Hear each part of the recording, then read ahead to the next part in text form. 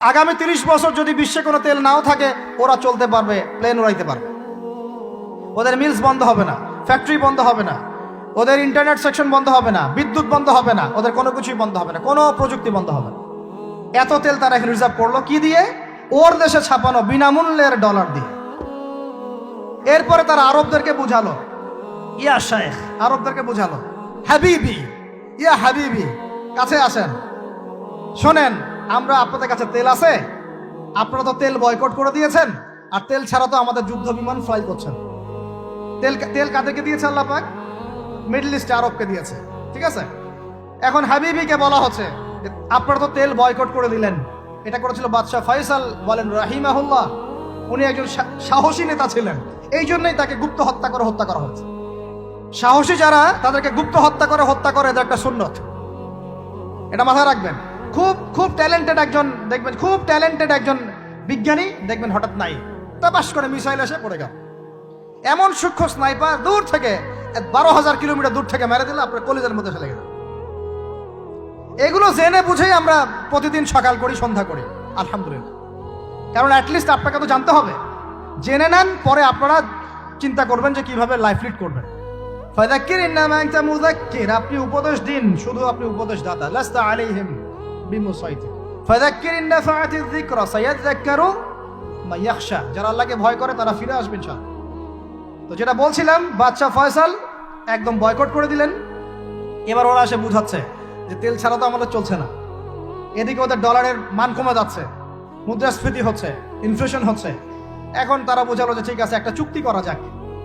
যুবকরা ভালো করে শোনেন, এগুলো জানেন না বলেই অনেক সময় আপনি সহি সহি বলে সহি ভুল পথে যাচ্ছেন। ভাই, সহি পথেই যাচ্ছেন, বাট এটা সহি ভুল হয়ে যাচ্ছে। কথা বুঝাতে পারছি? সহিহের আড়ালে একটা মারাত্মক জয়ীফার জাল আকীদা আছে। এটা আপনার সামনে সহি দিয়ে ঢেকে দেওয়া হয়েছে, বুঝতে পারতেছেন না। এই জায়গাটাকে ভালো করে বোঝেন। যখন উম্মর সাথে কেউ গাদ্দারি করে তখন সে সহি থাকে না। উম্মতের সাথে কেউ যদি গাদ্দারি করে তখন সে কি থাকে না? সহি থাকে না। এখন আসেন, আমি ধর্মতাত্ত্বিক কথা বলছি আগে। এখানে বাদশাহ ফয়সাল তাকে কনভিন্স করা হলো, ঠিক আছে আমরা তেল কিনবো, আপনাদের কাছ থেকে কিনবো, আপনাদের গলফ কান্ট্রি যেগুলো আছে এদের কাছ থেকে কিনবো।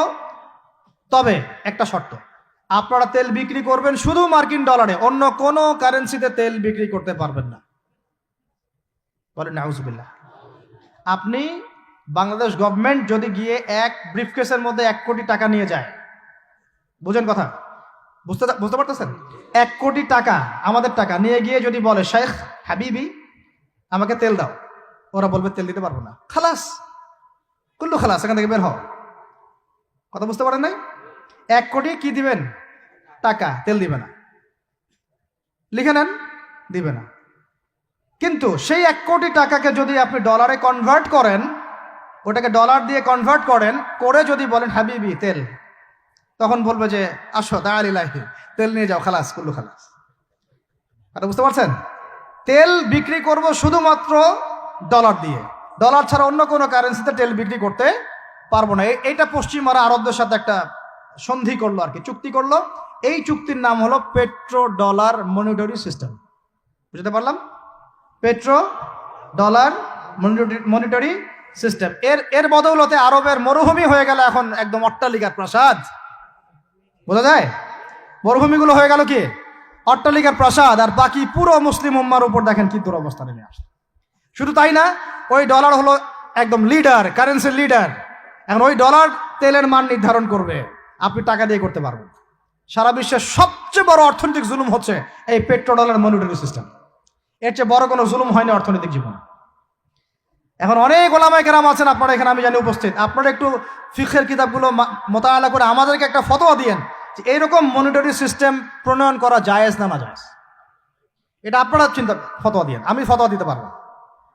আমি অর্থনৈতিক ভাষায় বলতেছি যে এই মনিটরি সিস্টেমটা পুরো বিশ্বে জুলুম নিয়ে আসছে।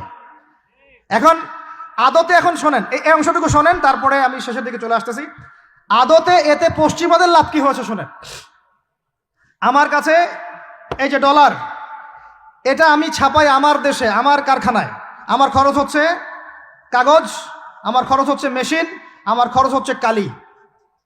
বোঝা যায়? বোঝা যাচ্ছে? আচ্ছা, এখন সেটা আমি বানালাম, ছাপালাম, গিয়ে আমি আরবকে দিলাম, তেল দাও। ওরা এই কাগজের টাকাটা নিল, নিয়ে রিজার্ভ করলো, করে মূল যে তেল, এই তেলটা মনে করেন তেল বা সোনা, তেল বা সোনা একই কথা, কারণ সোনার ফাংশন প্লে করছে এখন তেল। এখন তো যেহেতু গোল্ড দিনার নাই, দিরহাম নাই, এই তেলটা তারা নিল, নিয়ে ওদের দেশের আন্ডারগ্রাউন্ডে বাংকার আছে, গ্যালনকে গ্যালন তেল রিজার্ভ করতে থাকলো। এমনভাবে রিজার্ভ করতে থাকলো যে বিগত আগামী 30 বছর যদি বিশ্বে কোনো তেল নাও থাকে, ওরা চলতে পারবে, প্লেন উড়াইতে পারবে। ওদের মিলস বন্ধ হবে না, ফ্যাক্টরি বন্ধ হবে না, ওদের ইন্টারনেট সেকশন বন্ধ হবে না, বিদ্যুৎ বন্ধ হবে না, ওদের কোনো কিছুই বন্ধ হবে না, কোনো প্রযুক্তি বন্ধ হবে না। এত তেল তারা এখন রিজার্ভ করলো কি দিয়ে? ওর দেশে ছাপানো বিনামূল্যের ডলার দিয়ে। এবং সেই ডলারটা আমরা নিলাম, নিয়ে আমরা মাশাআল্লাহ অট্টালিকা নির্মাণ করলাম, আর মনে করলাম যে মাশাআল্লাহ আমি তো খুব ধনী হয়ে গেলাম, সমৃদ্ধি অর্জন করলাম। আদতে এখানে পশ্চিমাদের সবই লাভ। আমরা বলি না জালাও তাই কদু, সরি, আমরা বলি আম গেল সালাও গেল, তাই না? এখানে আমও তাদের, সালাও তাদের, আদতে আমাদের কিছু নাই। আপনারা হাসতেছেন, কিন্তু এইটা হচ্ছে সারা বিশ্বের সবচেয়ে বড় জুলুম।